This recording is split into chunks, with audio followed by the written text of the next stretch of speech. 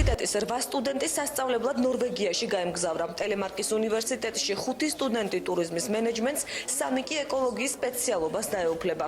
ახალგაზრდები კონკურსის შედეგად შეარჩიეს. სტუდენტების სასწავლებლად ნორვეგიის, ყირგიზეთისა და საქართველოს უნივერსიტეტების ერთობლივი პროექტის ფარგლებში გაემგზავრდნენ. პროგრამის ინიციატორი ტელემარკის უნივერსიტეტის პროფესორი თემურ აბესაძეა. სტუდენტები ბათუმიდან რექტორმა, ტურიზმის ფაკულტეტის პროფესორ მასწავლებლებმა და მშობლებმა გააცილეს.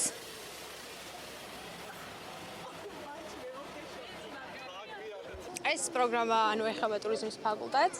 იქ გავაგრძელებთ სწავლას 1 სემესტრი. ჩემთვის ძალიან მნიშვნელოვანია, რა თქმა უნდა, რადგან გავიღრმავებ ცოდნას და ეს დამეხმარება მომავალში კარიერული წინსვლისთვის. ჩვენ ნორვეგიის ტელემარკის უნივერსიტეტთან გვაქვს მემორანდუმი გაფორმებული, რომელიც ითვალისწინებს ნორვეგიაში, ყირგიზეთში, საქართველოში, ტურიზმის სფეროში მდგრადი განვითარებისა და ინოვაციებში განათლების დონის ამაღლებას.